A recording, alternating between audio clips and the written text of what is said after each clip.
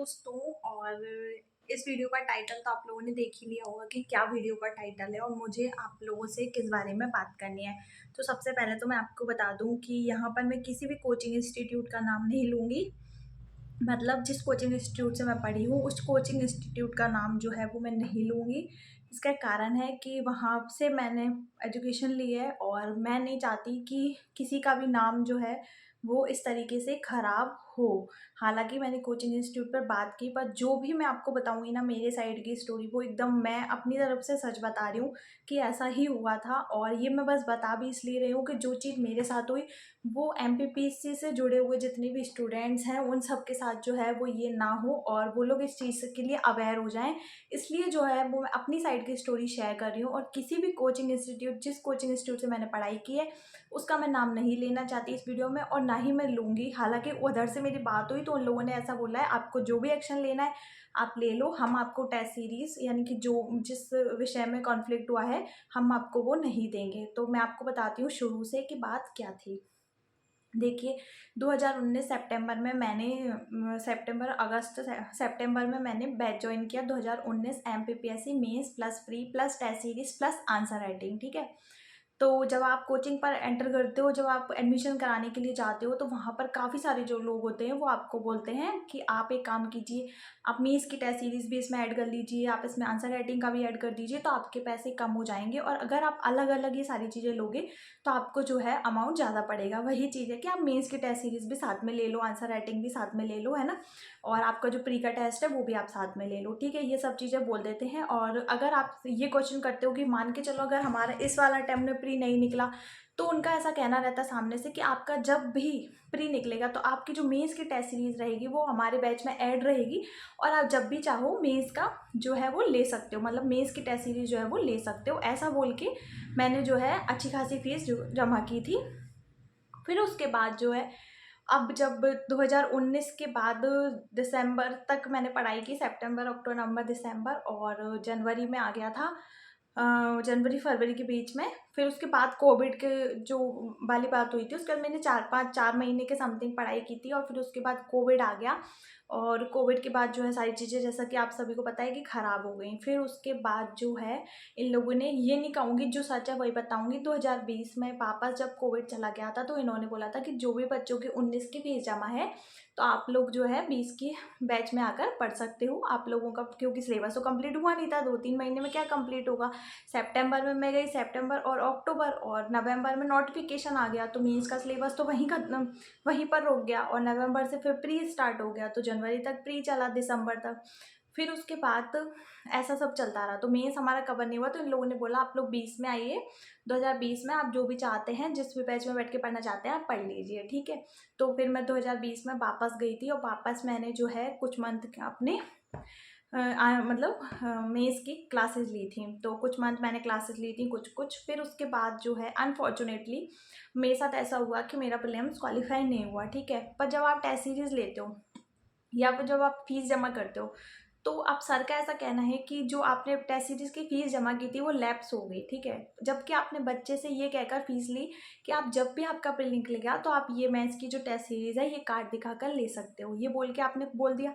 अब आपने उस कार्ड में कहीं पर भी ये नहीं लिखा कि ये एक्सपायरी डेट इसकी ये है, या फिर आपने कोई भी रिमाइंडर नहीं दिया बच्चों को कि 19-20 और 21-22 ऐसा कुछ सीन रहेगा तो आप 3 साल तक अपनी टेस्ट सीरीज ले लो उसके बाद मत लेना। आजकल कितना सोशल मीडिया का ज़माना है, आप एक स्टेटस भी डाल सकते थे, कहीं से भी बच्चों को इन्फॉर्म कर सकते थे कि आपकी जो टेस्ट सीरीज है मेंस की आपका प्री निकले या ना निकले, अगर आप इसको अवेल करना चाहते हो, इसको आप लेना चाहते हो तो ले लो, नहीं तो ये लैप्स हो जाएगी। तो बच्चे क्या सोच रहे हैं, 5-7-7-8 हज़ार की अगर मेंस की टेस्ट सीरीज आ रही है तो बच्चा यही सोचता है ना कि यार अगला वाला अटैम्प्ट में मेरे को खरीदनी पड़ेगी, मेरा हो जाएगा तो फिर इससे अच्छा मैं अगले वाले अटैम्प्ट में ले लूँगा, है ना।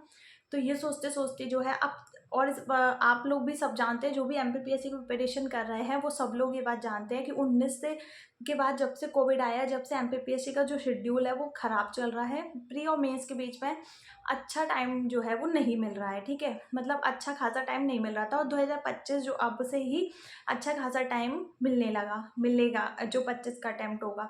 तो ये सोचते हुए मैंने इस बार सोचा कि मैं अपनी मेंस की जो टेस्ट सीरीज़ है उसको इस बार ले लूँ क्योंकि मेरी अच्छी खासी तैयारी हो जाएगी।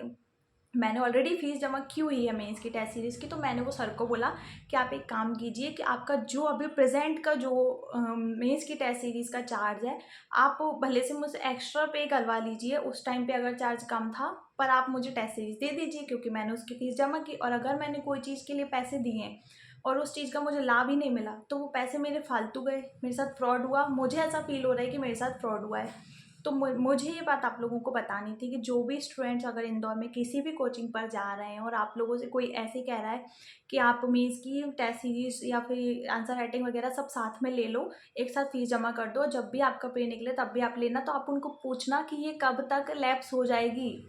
मतलब 1 साल में हमारा पे निकलता है, उसके बाद आप दोगे, या फिर हम जब तक चाहें, मतलब 2-3 साल तक है, जब तक भी हम अटेम्प्ट देना चाहें और जब भी हमारा पे निकलेगा तब आप हमको मेंस की टेस्ट सीरीज़ दोगे, ये बोल देते हैं वो आपको और बाद में देते नहीं हैं। तो मेरे साथ यही हुआ है, इसलिए मैं आप लोगों के साथ शेयर कर रही हूँ। किसी भी कोचिंग इंस्टीट्यूट का नाम मैं नहीं लेना चाहती।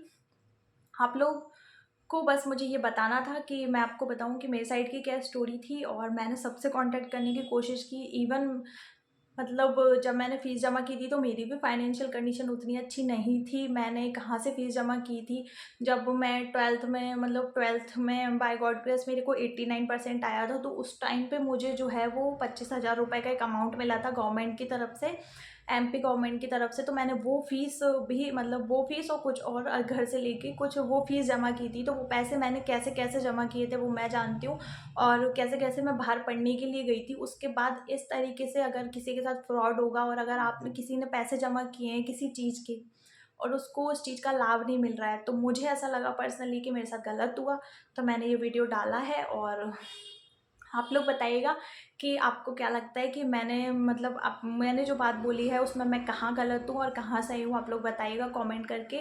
और किसी भी कोचिंग इंस्टीट्यूट का मैं नाम नहीं लेना चाहती, क्योंकि वहाँ के टीचर्स के साथ, मतलब मैं पढ़ी, मतलब वहाँ के टीचर्स जो हैं उनसे मैं पढ़ी हूँ, मैंने एजुकेशन ली है, मैंने शिक्षा प्राप्त की है, तो मैं नहीं चाहती कि किसी का भी कुछ भी नाम खराब हो या फिर मैं किसी के भी बारे में कुछ भी गलत बोलूँ। मेरा इंटेंशन बस, मैं एक सोशल मीडिया पे हूँ, तो मैं चाहती हूँ कि मुझसे जुड़े जो भी स्टूडेंट्स हैं या फिर एमपीपीएससी का जितना भी एक बल्क जो है वो मेरे से जुड़ा हुआ है, मैं चाहती हूँ कि उन लोगों को ये चीज़ पता चले। और जो भी फ्रेशर्स लोग हैं, अगर वो भी कोई कोचिंग अगर ज्वाइन करना चाहते हैं इंदौर में, तो ये सारी चीज़ें जो है वो पहले से क्लियर करके रखिए। इस वीडियो में मुझे इतना ही बोलना था, और गुस्सा आ रहा है थोड़ा सा, क्योंकि मुझे लगा था कि इस बार का अटेम्प्ट में मैं अच्छा खासा टाइम मिल रहा है तो टेस्ट सीरीज पहले से लेके प्रिपेयर करूँगी, पर अब पॉसिबल नहीं हो पाया, तो मुझे पहले खुद से पैसे, मतलब कलेक्ट करके दोबारा से टेस्ट सीरीज़ जो है वो दोबारा से लेनी पड़ेगी। तो अब या तो आप पहले से टेस्ट सीरीज़ लो ही मत किसी भी कोचिंग की, मतलब बैच के साथ में, क्योंकि आपको पता नहीं होता ना कि आपका कौन से अटेम्प्ट में निकलेगा।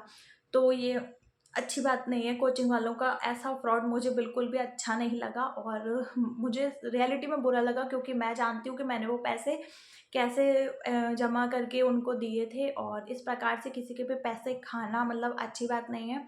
और आप लोगों की इतनी बड़ी कोचिंग है, आप लोग चाहो तो मेरे जैसे बहुत, मतलब जितने भी बच्चे हैं सबका हक है, अगर आपको किसी ने पैसे जमा किए हो वो मांग रहा है टेस्ट सीरीज, तो आपको देना चाहिए।